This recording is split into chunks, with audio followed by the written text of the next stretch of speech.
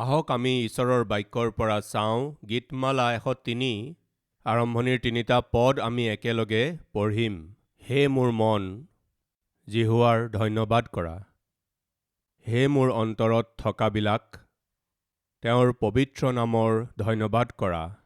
হে মোৰ মন, জিহুৱাৰ ধন্যবাদ কৰা, আৰু তেওঁৰ সকলো উপকাৰ নাপাহৰিবা। ঈশ্বৰে আমাৰ জীৱনত বহুতো উপকাৰ কৰিছে, এটা বা দুটা নহয়। কিন্তু দুখৰ কথাটো হৈছে, যেতিয়া আমি আনৰ উপকাৰ কৰোঁ, প্ৰায়েই আমি মনত ৰাখোঁ। যদি আমি কাৰোবাক ধাৰলৈ দিওঁ 10 টকা, 100 টকা, 1000 টকা, 10,000 টকা, আমি তাক মনত ৰাখোঁ। আৰু যদি কাৰোবাৰ সহায় কৰোঁ, তাকো আমি মনত ৰাখোঁ। আৰু যদি কাৰোবাৰ সাহায্য কৰোঁ, আমি মনত ৰাখোঁ।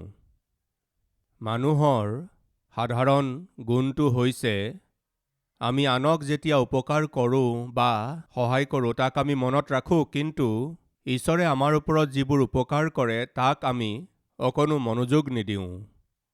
মানুহৰ স্বভাৱ কি জানেনে? Get and forget. কি? প্ৰাপ্ত কৰা, লাভ কৰা, পাহৰি যোৱা। আৰু ঈশ্বৰৰ স্বভাৱটো হৈছে গিভ এণ্ড ফৰগিভ। ঈশ্বৰৰ স্বভাৱটো কেনেকুৱা? দি থাকে, ক্ষমা কৰিয়েই থাকে। তেওঁ আমাক ক্ষমা কৰোঁতা ঈশ্বৰ। সেইকাৰণে আমি কি কৰোঁ? আমি কৃতজ্ঞ হৈ জীৱন যাপন কৰিব লাগিছিল, কিন্তু আমি কৃতজ্ঞতাৰ অবিহনেই জীয়াই আছোঁ। এই বছৰৰ শেষৰ ফালে আমি আহি পাইছোঁ। নিশ্চয়েই আমি কৃতজ্ঞ হ'ব লাগে। থিছলনিকীয়া প্ৰথম পত্ৰৰ 5 অধ্যায়ৰ 18 পদ। এই পদটো আমি পঢ়িম। 5 অধ্যায়ৰ 18 পদটো আমি পঢ়িম। আগৰ পদত নিৰন্তৰে প্ৰাৰ্থনা কৰি থকা বুলি লিখি, সকলো বিষয়তে ধন্যবাদ কৰা, সকলো কথাতেই ধন্যবাদ কৰা। ধন্যবাদ কৰা কথাত শক্তি আছে, পাৱাৰ আছে। সেয়া কি মই ক'ম। এখন ৰুটি বেচা দোকান আছিল। তাত বিভিন্ন ধৰণৰ ৰুটি আৰু ব্ৰেড বনাই বিক্ৰী কৰিছিল। গধূলিৰ সময়লৈকে ৰুটিবোৰ বেয়া হৈ যায় কাৰণে, তাত ভেঁকুৰ লাগি যায় কাৰণে, সেই ৰুটিবোৰ আৰু টুকুৰাবোৰ সেই দোকানখনৰ বাহিৰত থৈ দিয়ে।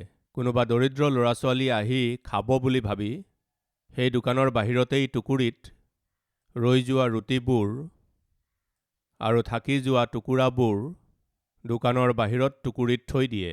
সেই চুবুৰীটোত থকা দৰিদ্ৰ ল'ৰা ছোৱালীবোৰে গধূলি হোৱাৰ লগে লগে দৌৰি আহি টুকুৰিটোত থকা ৰুটিৰ টুকুৰাবোৰ সেই ল'ৰা ছোৱালীবিলাকে খৰখেদাকৈ যোনে যি পায় তাকে লৈ গুচি গৈছিল। সকলোৱে একেলগে ৰুটি আৰু টুকুৰাবোৰত জঁপিয়াই পৰাৰ সময়ত বেচেৰা সৰুবিলাকে, যিসকল বৰ দুৰ্বল আছিল, শেষত বাকী ৰৈ যোৱা টুকুৰাবোৰ লৈছিল। সিহঁতৰে মাজৰ অতি দুৰ্বল এজনী ছোৱালীয়ে এটা সৰু টুকুৰাহে পাইছিল। ডাঙৰ ডাঙৰ ৰুটিবোৰ আৰু ডাঙৰ ডাঙৰ টুকুৰাবোৰ সকলোৱে বলপূৰ্বক লৈ লোৱাৰ পাছত এটা সৰু টুকুৰা পোৱাত সেই সৰু ছোৱালীজনীয়ে কি কৰিলে জানেনে?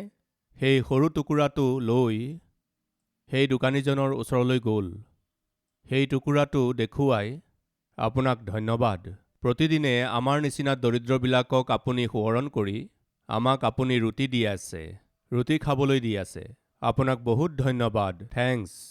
এইদৰে কৈছিল। সেই দোকানীজন আচৰিত হৈছিল।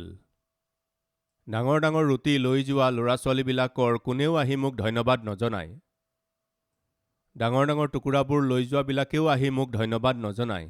এই সৰু ছোৱালীজনী ইমান ভাল, এই সৰু টুকুৰাহে পাইছিল, তথাপিও তাই আহি এই ৰুটিৰ টুকুৰাটো মোক দিয়াৰ কাৰণে ধন্যবাদ। আমি আপোনাকনো কি দিম? সদায়েই আপুনি আমাক ৰুটিৰ এই টুকুৰাবোৰ দি আছে। আপোনাক ধন্যবাদ বুলি তাই কওঁতে তেওঁ আচৰিত হৈছিল। প্ৰতিদিনৰ নিচিনাকৈ সেইদিনাও দোকানীয়ে ৰুটিৰ টুকুৰিটো বাহিৰত থলে। সকলোৱে আহি ৰুটিবোৰ তুলিবলৈ ধৰিলে। শেষত সেই ছোৱালীজনীয়ে আকৌ এটা সৰু টুকুৰাহে পালে। তাই সেই ৰুটিৰ টুকুৰাটো ল'লে, দোকানীজনৰ ওচৰলৈ গৈ ধন্যবাদ দিলে। বাহিৰৰ এটা কোণাত বহি সেই ৰুটিৰ টুকুৰাটো ভাঙিবলৈ ধৰিলে। সেইটো ভাঙি যেতিয়া তাই খাবলৈ ধৰিলে, সেই ৰুটিৰ টুকুৰাটোৰ ভিতৰত তাই মুকুতা এটা পালে। ৰুটিটোৰ ভিতৰত মুকুতাটো দেখি তাই বৰ ভয় খালে। এয়া কি? এই ৰুটি টুকুৰাটোৰ ভিতৰত মুকুতা কেনেকৈ? হয়তো এয়া ৰুটি বনাই থকা লোকসকলৰ মাজৰ সেই ব্যক্তিজনৰ হয়। তেতিয়া তাই খৰখেদাকৈ সেই সময়তেই উঠি সেই ৰুটিটোৰ মালিকজনৰ ওচৰলৈ গৈ ক'লে, স্বামী, সদায় আপুনি আমাক প্ৰেম কৰি আমাক ৰুটি দি থাকে। তেনেকৈয়ে আজিও আমাক ৰুটি দিলে। মই ৰুটিৰ এই সৰু টুকুৰাটো পালোঁ। সেই টুকুৰাটো লৈ মই আপোনাক ধন্যবাদ জনালোঁ। তাৰ পাছত খাবলৈ যেতিয়া ৰুটি টুকুৰাটো ভাঙিলোঁ, তেতিয়া তাৰ মাজত মুকুতা পালোঁ। হয়তো এই মুকুতাটো আপোনাৰ বুলি ভাবি আপোনাৰ ওচৰলৈ আহিছোঁ, আপুনি মুকুতাটো লৈ লওক বুলি কওঁতে সেই মালিকজনে ক'লে, আইজনী, তুমি ভোকতেই থাকিছিলা আৰু তুমি ৰুটিৰ এটা সৰু টুকুৰাহে সদায় পাইছিলা। তথাপিও তুমি খৰখেদাকৈ গৈ নোখোৱাকৈ কৃতজ্ঞ মনেৰে মোৰ ওচৰলৈ আহি তুমি মোক ধন্যবাদ জনোৱা। তোমাৰ এই গুণটো বৰ ভাল। তোমাত কিমাননো সততা আছে তাক জানিবলৈহে সেই মুকুতাটো ময়েই ৰাখিছিলোঁ। সেইটো ভুলতে অহা নাই। মই জানিছিলোঁ তুমি শেষত সৰু টুকুৰাহে পাবা। এই সৰু টুকুৰাটোৰ কাৰণে তুমি সৎ, সেইকাৰণে সেই সৰু টুকুৰাটোত মই মুকুতাটো লুকুৱাই থৈছিলোঁ। সেই মুকুতাটো দেখি তুমি আনন্দিত হৈ লৈ যাব পাৰিলাহেঁতেন, বেচিব পাৰিলাহেঁতেন, 1000 টকা পাব পাৰিলাহেঁতেন। সেই মুকুতাটো বিক্ৰী কৰি 1000 টকা পাব পাৰিলাহেঁতেন আৰু নিজৰ ইচ্ছামতে চলিব পাৰিলাহেঁতেন। কিন্তু আইজনী, তুমি সৰু ছোৱালী, কিন্তু তোমাত ধাৰ্মিকতা আছে, সততা আছে, সিদ্ধতা আছে। আচলতে তুমি কেনেকুৱা ছোৱালী তাক জানিবলৈহে তোমাৰ কৃতজ্ঞ জীৱনৰ কাৰণে তোমাৰ ৰুটিৰ টুকুৰাটোৰ ভিতৰত এই মুকুতাটো লুকুৱাই থৈছিলোঁ। এতিয়া তুমি কেৱল কৃতজ্ঞ ছোৱালীয়েই নহয়, ধাৰ্মিক, সৎ আৰু সিদ্ধ ছোৱালীও হয়। সেইকাৰণে আইজনী, মই এটা সিদ্ধান্ত কৰিছোঁ। কি হয় স্বামী? মই তোমাক নিজৰ ছোৱালী হিচাপে তুলি ল'ব বিচাৰিছোঁ। হাই, মই এজনী অনাথ ছোৱালী। আপুনি মোক নিজৰ ছোৱালী কেনেকৈ কৰি তুলিব? তুমি অনাথ হয়, কিন্তু তোমাৰ আত্মিকতা উত্তম। তুমি অনাথ, কিন্তু তোমাৰ কৃতজ্ঞ জীৱন উত্তম। তুমি অনাথ, কিন্তু তোমাৰ সততা আৰু সিদ্ধতা বৰ উত্তম। সেইকাৰণে মই তোমাক নিজৰ ছোৱালী হিচাপে কৰি তুলিবলৈ বিচাৰিছোঁ। প্ৰিয়সকল, সেই ছোৱালীজনী বৰ কৃতজ্ঞ আছিল। সকলোৱে ডাঙৰ ডাঙৰ ৰুটি খাইছিল। সকলোৱে পেট ভৰাই খাবলৈ পাইছিল। মোৰ জীৱন কিয় এনেকুৱা হ'ল? মই ৰুটিৰ কেৱল এটা সৰু টুকুৰাহে পাইছোঁ। মোৰ এই জীৱন কিমান যে ব্যৰ্থ। পেট ভৰাই মই খাবলৈকো নাপাওঁ। দোকানৰ সেই মালিকজন বৰ দুষ্ট। একে সমান ৰুটি থ'ব পাৰিলেহেঁতেন। সৰু ৰুটি, ডাঙৰ ৰুটি, টুকুৰাবোৰ থৈ দিয়ে। সকলোৰে বাবে ৰুটি ৰখা হ'লে ময়ো ৰুটি পালোহেঁতেন। তেওঁ তাত টুকুৰাবোৰো থয়। এইবোৰৰ কাৰণ তেওঁহে হয়। কোন হয় কওক? সেই মালিকজন। নিষ্কৰ্মী মানুহ। ক'ব পাৰিলেহেঁতেন, চিঞৰিব পাৰিলেহেঁতেন। তাই কৃতজ্ঞ নহৈ দুখী হ'ব পাৰিলেহেঁতেন, নিন্দা কৰিব পাৰিলেহেঁতেন। এইদৰে নকৰিলে। যিসকল কৃতজ্ঞ নহয় তেওঁলোকে আনৰ সৈতে তুলনা কৰে। মোৰনো কি আছে? তাৰ হাতত ডাঙৰ ৰুটি আছে, মোৰ হাতত সৰু এটা টুকুৰাহে আছে। তেওঁলোকৰ গাড়ী আছে, মোৰতো এখন পুৰণি বাইকহে আছে। তেওঁলোকৰ ঘৰ আছে, মোৰতো সৰু এটা কোঠা আছে। কিনো আছে? সদায় নতুন শাৰী পিন্ধে, মোৰ দুখনহে শাৰী। কি আছেনো মোৰ? এইদৰে আনৰ সৈতে তুলনা কৰি কান্দি থকা লোক বহুত আছে। আনৰ সৈতে তুলনা কৰি সন্তুষ্টিৰ অবিহনে জীৱনটো নৰক যেন কৰি তোলা লোক বহুত আছে। এই সৰু ছোৱালীজনীয়ে কেতিয়াও আনৰ সৈতে নিজৰ তুলনা নকৰিলে। আনৰ হাতত কি আছে, আনে কেনেকুৱা অনুভৱ কৰিছে, তেওঁলোকে কি পাইছে, তেনেকৈ তেওঁ কেতিয়াও নাভাবিলে। তাইৰ হাতত যি আছিল তাকেই লৈ তাই কৃতজ্ঞ জীৱন যাপন কৰিলে। তাৰ প্ৰতিফল কি হ'ল জানেনে? তেওঁ এজন ধনী মানুহৰ যিজন ৰুটিৰ ব্যৱসায়ী আছিল, তেওঁৰ জীয়েক হৈ গ'ল। যিসকল লোক কৃতজ্ঞ, তেওঁলোক স্বৰ্গ আৰু পৃথিৱীৰ ওপৰত ৰাজত্ব কৰা ঈশ্বৰৰ সন্তান হৈ উঠে। আমি আনৰ কাৰণে কৰা উপকাৰবোৰ যিমান মনত ৰাখোঁ, আমাৰ ওপৰত যিয়ে উপকাৰ কৰিলে তেওঁক মনত ৰখা হ'লে কিমান ভাল আছিল। প্ৰিয় ভাই ভনীসকল, ঈশ্বৰে কৰা উপকাৰবোৰ আপোনাৰ মনত আছেনে? ঈশ্বৰে কৰা মংগলৰ কথাবোৰ মনত আছেনে? এই গোটেই বছৰ 12 মাহত, এই 52টা সপ্তাহত, এই 365 দিনত কিমান যে উপকাৰ ঈশ্বৰে কৰিলে, বহুতো মংগল ঈশ্বৰে কৰিলে, সেইবোৰ মনত আছেনে? আপুনি পাহৰিলে। সেইকাৰণে সেইবোৰ মনত পেলোৱা উচিত। এই বছৰ ঈশ্বৰে যি যি উপকাৰ কৰিলে তাক লিখি ৰাখক। কাৰ দ্বাৰা উপকাৰ কৰিলে তেওঁলোকৰ নাম লিখক, তেওঁলোকক ফোন কৰক, অন্তৰৰ পৰা তেওঁলোকক ধন্যবাদ দিয়ক। সেইদিনা আপুনি যি সুন্দৰ কথা ক'লে মোৰ জীৱনৰ কাৰণে ভাল হ'ল। সেইদিনা আপুনি মোৰ যি সহায় কৰিলে তাৰে মোৰ মংগল হ'ল। সেইদিনা আপুনি মোক ঈশ্বৰৰ ভৱনলৈ লৈ যোৱাত মোৰ জীৱন সলনি হ'ল। কেনেধৰণেৰে, কাৰ দ্বাৰা ঈশ্বৰে আপোনাক সহায় কৰিলে, সৰ্বপ্ৰথমে ঈশ্বৰক ধন্যবাদ দিয়ক। আপুনি লিখি লওক কি কি মংগল আপুনি ঈশ্বৰৰ পৰা পালে। ঈশ্বৰে আপোনাক এটা ভাল আত্মিক জীৱন দিছে, ধন্যবাদ দিয়ক। ঈশ্বৰে আপোনাক এটা ভাল মণ্ডলী দিছে, ধন্যবাদ দিয়ক। ঈশ্বৰে আপোনাক এজন ভাল সেৱকক দিছে, যিয়ে আপোনাক বাক্য শিকাব পাৰে, ধন্যবাদ দিয়ক। ঈশ্বৰে আপোনাক এটা ভাল পৰিয়াল দিছে, ধন্যবাদ দিয়ক। ঈশ্বৰে আপোনাক সুস্থ সবলে ৰাখিছে, ধন্যবাদ দিয়ক। ঈশ্বৰে আপোনাৰ কষ্টৰ সময়ত বহুতো মংগল কাৰ্য কৰিলে। দুখ আৰু কষ্টবোৰৰ মাজেৰে ঈশ্বৰে আপোনাক বহুত শিকালে। অপমান আৰু অসফলতাৰ দ্বাৰা ঈশ্বৰে বহুতো অদ্ভুত শিক্ষা দিলে, ধন্যবাদ দিয়ক। ঈশ্বৰক ধন্যবাদ দিবৰ বাবে আপোনাৰ হাতত হাজাৰ হাজাৰ কাৰণ আছে, কিন্তু দুখ লগা কথাটো হৈছে আমি সেইবোৰ পাহৰি যাওঁ। বাইবেলে কৈছে আমি সকলো বিষয়ৰ বাবে ঈশ্বৰক ধন্যবাদ কৰিব লাগে।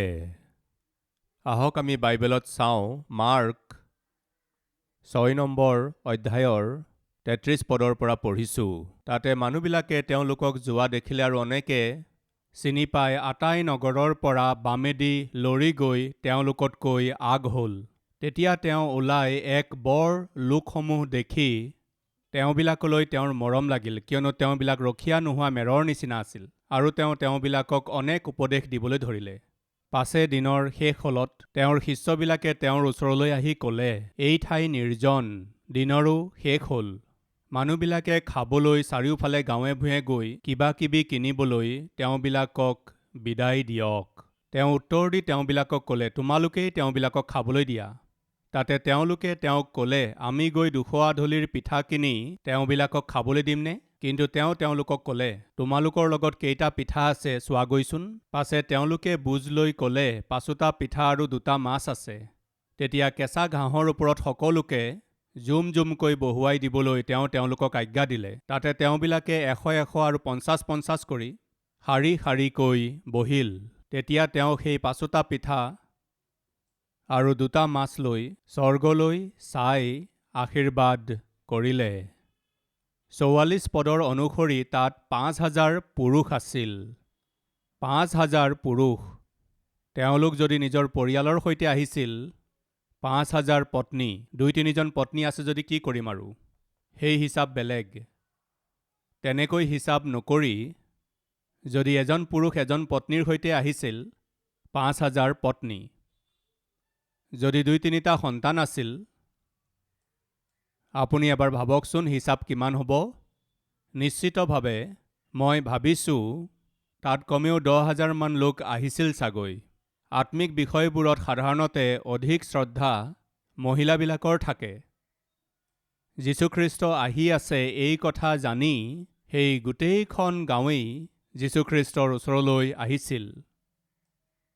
হাজাৰ হাজাৰ লোকে যীশুখ্ৰীষ্টৰ বাৰ্তাসমূহ শুনি শুনি শুনি তেনেকৈয়ে থাকি গৈছিল। তেওঁলোক ভোকত থাকোঁতে যীশুৱে কৈছিল, আমিয়েই তেওঁলোকক ভোজন দিম, এই বুলি কৈছিল। যীশুৰ ওচৰলৈ তেওঁলোকে যেতিয়া বাক্য শুনিবলৈ আহিছিল, তেওঁলোকে বাক্য শুনি শুনি উভতি নিজৰ গাঁৱলৈ যোৱাৰ সময়ত তেওঁলোক ভাগৰি পৰিব বুলি জানি যীশুখ্ৰীষ্টে কি কৰিছিল জানেনে? যিসকলে বাক্য শুনিবলৈ আহিছিল প্ৰভুৱে তেওঁলোকক আহাৰো দিলে। প্ৰিয়সকল, আমাৰ মণ্ডলীত প্ৰতি ৰবিবাৰে তৃতীয় বৈঠকৰ পাছত দূৰৰ পৰা অহা লোকসকলক আহাৰ দিয়া হয়। এইদৰে আহাৰ দিবলৈ আমি নেইনা গাৰ্ডেনৰ পৰা আৰম্ভ কৰিছিলোঁ। এওঁলোক দূৰ অঞ্চলৰ পৰা আহিছে, গতিকে উভতি যাওঁতে গধূলি 4 বাজিব পাৰে, 5 বাজিব পাৰে। তেওঁলোকে ক'ত আহাৰ কৰিব বুলি ভাবি আহাৰৰ ব্যৱস্থা কৰিবলৈ আৰম্ভ কৰা হ'ল। আপোনালোকে জানেনে, সৰ্বপ্ৰথমে আমি 50 জন লোকৰ পৰা আৰম্ভ কৰিছিলোঁ। 50 জন মানহে আছিল বুলি আমি 50 জনৰ পৰা আৰম্ভ কৰিলোঁ। সেই 50 জন 100 হ'ল, 100 জন 1000 হ'ল, 1000 জন 10,000 হ'ল। আপুনি জানেনে, প্ৰতি মাহে কালবাৰী টেম্পলৰ মণ্ডলীত প্ৰায় 1 লাখ লোকে আহাৰ গ্ৰহণ কৰে। 1 লাখ লোক, প্ৰায় 1 লাখ লোকে প্ৰতি মাহে আহাৰ গ্ৰহণ কৰে। প্ৰিয়সকল, যিসকলে বাক্য শুনিবলৈ আহিছিল তেওঁলোকৰ মনটো দেখি, বাক্যৰ প্ৰতি তেওঁলোকৰ শ্ৰদ্ধা যেতিয়া যীশুৱে দেখিলে, এওঁলোকে আহাৰ গ্ৰহণ নকৰাকৈ গৈ আছে, তেওঁলোকে দূৰ যাত্ৰা কৰিব লাগিব, এই বুলি ভাবি প্ৰেম কৰোঁতা যীশুৱে কি কৰিলে? তেওঁৰ হাতত যি আছিল তাৰেই আহাৰ কৰাই পঠালে। প্ৰভুৱে এগৰাকী সজৰখীয়া, সেইকাৰণে নিজৰ মেৰবিলাকক আহাৰ দিলে। যেনেকৈ আত্মিক আহাৰ দিলে, তেনেকৈয়েই শাৰীৰিক আহাৰো দিলে। সেইকাৰণে কালবাৰী টেম্পল য'তেই আৰম্ভ কৰক, তালৈ মানুহে বাক্য শুনিবলৈ আহি দূৰৰ পৰা অহা লোকসকলে উভতি যাওঁতে বহু পলম হৈ যায়। বিশেষকৈ যিসকলৰ সৰু সন্তান আছে। ধৰক 12 বজাত আৰাধনা আছে, যদি তেওঁলোকে 2 ঘণ্টা যাত্ৰা কৰি আহিছে, 9:30 পৰা 10 মান বজাৰ ভিতৰত তেওঁলোকে যাত্ৰা আৰম্ভ কৰে। 2-2.5 ঘণ্টা যাত্ৰা কৰি 12 বজাত তেওঁলোক ইয়াত আহি পায়। 9:30 বজাতেই যদি যাত্ৰা আৰম্ভ কৰিছিল, তেন্তে ৰাতিপুৱা কেতিয়া খাইছিল? 8-8:30 মান বজাত আহাৰ কৰিছিল চাগৈ। ধৰক তেওঁলোকে 8 বজাত আহাৰ কৰিছিল। 12 বাজিত তেওঁলোকে আহি মণ্ডলী পালেহি। 2:30 বজালৈকে তেওঁলোক মণ্ডলীত আছিল। মণ্ডলীৰ পৰা ওলাই বাটলৈ গৈ পাওঁতে আধা ঘণ্টা লাগে। মানে 3 মান বাজি যায় আৰু ঘৰলৈ গৈ পাওঁতে 5 বাজি যায়। যিসকলৰ সৰু সন্তান আছে, তেওঁলোক কেনেকৈ ব্যাকুল নহ'ব কওকচোন? সন্তানবিলাকেই নহয়, আমাৰো 2 বজাৰ লগে লগেই পেটত ঘণ্টা বাজে। কিয়? শেষ হৈ গ'ল, পেট্ৰল খতম হৈ গ'ল। সেইকাৰণে ৰাতিপুৱা আমি যিমানেই আহাৰ নকৰোঁ, 2 বজাৰ লগে লগে ভোক লাগি যায়। সেইকাৰণে আমাৰ ইচ্ছাটো হৈছে প্ৰেমেৰে ঈশ্বৰৰ বাক্য শুনাৰ কাৰণে যিসকল আহে তেওঁলোকক খ্ৰীষ্টৰ প্ৰেম দেখুৱাব লাগে। এই বুলি ভাবি আহাৰৰ ব্যৱস্থা কৰিলোঁ। যিসকল ৰোগত আহে তেওঁলোকৰ বাবে আমি প্ৰাৰ্থনা কৰোঁ। প্ৰভুৱে কৈছে, যিসকল ৰোগী তেওঁলোকক বেজৰ প্ৰয়োজন, যিসকল সুস্থ তেওঁলোকক প্ৰয়োজন নাই। আমাৰ মণ্ডলীক প্ৰেম কৰি, ঈশ্বৰক প্ৰেম কৰি, ৰোগী হোৱা স্বত্তেও ঈশ্বৰৰ উপস্থিতিক প্ৰেম কৰি চাৰ্চলৈ অহা লোক বহুত আছে। আমাৰ ঈশ্বৰ সুস্থকাৰী ঈশ্বৰ, তাত সন্দেহ কোনো নাই। তেওঁ সুস্থ কৰা পদ্ধতিবিলাকৰ ভিতৰত এটা হৈছে তেওঁ পোনপটীয়াকৈ সুস্থতা দিব পাৰে, নাইবা চিকিৎসাও ঈশ্বৰে দিয়া এটা দান। চিকিৎসা কৰাটো প্ৰভুৱে ভুল বুলি কোৱা নাই। তোমালোকে চিকিৎসা নকৰিবা, তোমালোক ডাক্তৰৰ ওচৰলৈ নাযাবা, এই বুলি যীশুখ্ৰীষ্টে কেতিয়াও কোৱা নাই। প্ৰভুৱেই কৈছিল ৰোগীসকলক বেজৰ প্ৰয়োজন। সেইকাৰণে আমাৰ চাৰ্চতেই গাত বেমাৰ লৈ অহা লোকসকলৰ কাৰণে প্ৰাৰ্থনা কৰোঁ আৰু লগতে বিনামূলীয়াকৈ চিকিৎসাও উপলব্ধ কৰিছোঁ। আমাৰ মণ্ডলীত বহুতো দৰিদ্ৰ লোক আছে। মোৰ ভাইবিলাকৰ মাজৰ কোনোবা এজনলৈ যদি কৰিছা, জানিবা সেয়া মোলৈ কৰিলা। যেতিয়া মই বিবস্ত্ৰ আছিলোঁ তেতিয়া মোক বস্ত্ৰ দিলা। যেতিয়া মই তৃষ্ণাতুৰ আছিলোঁ তেতিয়া পানী দিলা। যেতিয়া মই ভোকত আছিলোঁ তুমি মোক আহাৰ দিলা। যেতিয়া মই নৰিয়াত পৰিছিলোঁ তেতিয়া তুমি মোৰ খবৰ ল'লা। প্ৰভু, আপুনিনো কেতিয়া নৰিয়াত আছিল? প্ৰভু, আপুনি কেতিয়া বিবস্ত্ৰ আছিল? প্ৰভু, আপুনি কেতিয়া ভোকত আছিল? সেইদিনা যীশুৱে ক'ব, মোৰ এই ভাইবিলাকৰ মাজৰ এজনলৈকো তুমি যি কৰিলা, সেয়া তুমি মোলৈকেহে কৰিলা, এই বুলি যীশুখ্ৰীষ্টে কৈছে। সেইকাৰণে প্ৰতি বছৰে আমাৰ চাৰ্চত থকা দৰিদ্ৰসকলক আৰু তেনেকৈ চাৰ্চত থকা বৃদ্ধসকলক আৰু চাৰ্চত থকা দৰিদ্ৰ সন্তানসকলক আৰু চাৰ্চত থকা দৰিদ্ৰতা আৰু বেমাৰত কষ্ট পাই থকা লোকসকলক আৰু ঈশ্বৰৰ উপস্থিতিক প্ৰেম কৰা আমাৰ চাৰ্চৰ লোকসকল দূৰৰ পৰা আহে আৰু ভোকতে থাকে। তেওঁলোকক আহাৰ দিয়া হয়। যি যি প্ৰকাৰে খ্ৰীষ্টৰ প্ৰেম দেখুৱাব পৰা যায় আমি দেখুৱাই আছো। কালবাৰী টেম্পলত দান বহুত বেছিকৈ আহে, কি কৰিব লাগে বুজি নাপায়, এইদৰে কৰি আছো বুলি ক'লে ভুল কথা হ'ব। কাৰণ এই প্ৰেম ভৰা পৰিচৰ্যাক আমাৰ মণ্ডলী যেতিয়া 100,000 লোক আছিল তেতিয়াই ইয়াক আৰম্ভ কৰা হ'ল। এই প্ৰেম ভৰা পৰিচৰ্যাক চাওক, এনেকৈ বিস্তাৰিতভাৱে ঈশ্বৰে আশীৰ্বাদ কৰিছে। এফালে খ্ৰীষ্টৰ প্ৰেম কাৰ্যত দেখুৱাই আছো আৰু আনফালে খ্ৰীষ্টৰ প্ৰেমৰ কথা শুভবাৰ্তা হিচাপে শুনাই আছো। আমাৰ ভাৰতত যিমানবোৰ প্ৰধান ভাষা আছে সেই সকলো প্ৰধান ভাষাত যীশুখ্ৰীষ্টৰ বিষয়ক শুভবাৰ্তা আমি লোকসকললৈ লৈ গৈ আছো। খ্ৰীষ্টৰ প্ৰেমক কাৰ্যত দেখুৱাবলৈ ঈশ্বৰে আমাক দায়িত্ব দিছে, সেইকাৰণে আমি কৰি আছো। প্ৰিয় ভাই ভনীসকল, সৰু মণ্ডলীটোক ঈশ্বৰে আশীৰ্বাদ কৰোঁতেই সেয়া কেনেকৈ অদ্ভুত ৰূপে বাঢ়ি যায় আপুনি নিজেই দেখি আছে। তেন্তে আপুনিও ঈশ্বৰৰ হাতত যদি আহে, আপোনাকো ঈশ্বৰে আশীৰ্বাদ কৰিলে আপোনাৰ জীৱন আশীৰ্বাদদায়ক হৈ যাব।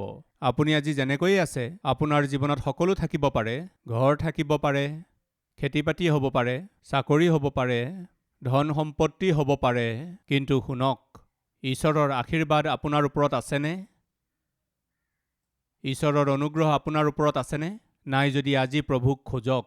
এই 12 মাহত 52টা সপ্তাহত আপুনি কি কি আশীৰ্বাদ পালে, আপোনাৰ জীৱনত কি কি মংগল হ'ল লিখি লওক। সমস্ত মনেৰে ধন্যবাদ দিয়ক হে মোৰ মন, ঈশ্বৰে কৰা সকলোবোৰ উপকাৰৰ কথা নাপাহৰিবা। সেই সৰু ছোৱালীজনীয়ে মংগলৰ কথাবোৰ নাপাহৰিলে কাৰণে তেওঁ সেই ধনী মালিকজনৰ জীয়ৰী হৈ উঠিল। ঈশ্বৰৰ পুত্ৰ বা পুত্ৰী হ'বলৈ হ'লে আপুনি নাপাহৰিব, ঈশ্বৰে কৰা উপকাৰবোৰ নাপাহৰিব।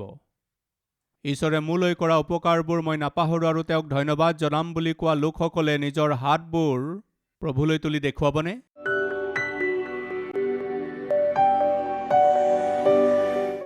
পবিত্ৰ পিতৃ ঈশ্বৰ, আমাৰ জীৱনত আপুনি অনেক মংগল কৰিলে।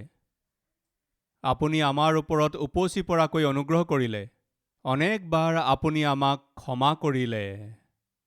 অনেকবাৰ আপুনি আমাক দুৰ্ঘটনাবিলাকৰ পৰা ৰক্ষা কৰিলে। অগণনবাৰ পিতৃ শয়তানৰ পৰীক্ষাৰ পৰা ৰক্ষা কৰিলে। আমি আপোনাক কি দিম পিতৃ? সমস্ত মনেৰে আপোনাক যাতে ধন্যবাদ দিব পাৰোঁ, সমস্ত মনেৰে যাতে আমি আপোনাৰ স্তুতি আৰাধনা কৰিব পাৰোঁ। পিতৃ, আপুনি আমালৈ কৰা উপকাৰবোৰ আৰু লগতে মানুহে কৰা উপকাৰবোৰ আমি যাতে পাহৰি নাযাওঁ, কৃতজ্ঞ জীৱন এটা যাপন কৰিবলৈ আমাক সহায় কৰক। সেইদিনা প্ৰয়োজনৰ সময়ত আপুনি স্বৰ্গলৈ চালে, আৱশ্যকতা পূৰণ হোৱাৰ পাছত উভতি গৈ স্বৰ্গলৈ চাই পিতৃৰ সৈতে সময় কটালে। প্ৰভু, আৱশ্যকতাৰ সময়ত আমি আপোনাৰ ওচৰলৈ আহোঁ, আৱশ্যকতা পূৰণ হোৱাৰ পাছত পুনৰাই আপোনাৰ পৰা দূৰ হৈ যাওঁ। তেনেকুৱা জীৱন আমাক নালাগে। পুনৰাই আকৌ আমি আপোনাৰ উপস্থিতিলৈ আহি ধন্যবাদ অৰ্পণ কৰি আমি যাতে জীৱন কটাব পাৰোঁ, নতুন বছৰত প্ৰৱেশ কৰিবলৈ অনুগ্ৰহ আমাক সকলোকে দিয়ক। যীশুখ্ৰীষ্টৰ নামতেই মাগিছো পিতৃ, আমেন।